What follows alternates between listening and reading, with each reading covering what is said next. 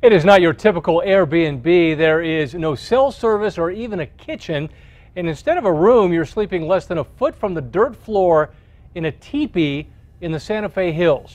News 13's Jackie Kent shows us why the new teepees of Santa Fe are so popular.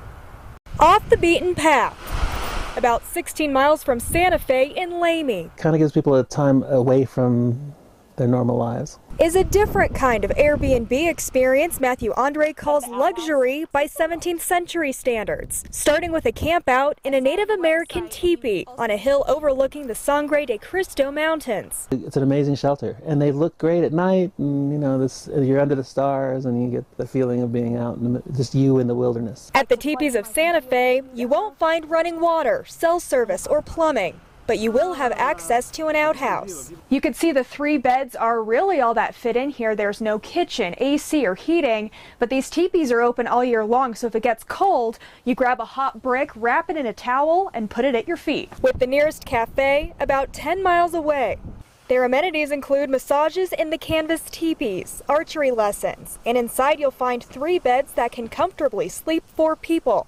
Andre says the simplicity makes the experience. And when they walk out that door and they look at this beautiful vista, they think, I've done something interesting, something new that I've never done before. The native New Mexican says he has plans to increase the number and size of the teepees on his 10-acre lot because the business that opened just last month is already taking off. There are 3 days that have not been booked. He says there's a reason it's bringing people from other countries, including Italy, France, and Germany, to remote New Mexico. I think they have a connection with Native America that they were raised with when they were children, but they wanted to find out what it was really actually like to be in a actual teepees. To spend time in the silence among the juniper trees with your family or your thoughts. There's a whole bunch of things you cannot do here, which is kind of the attraction. Jackie Kent, KRQE, News 13.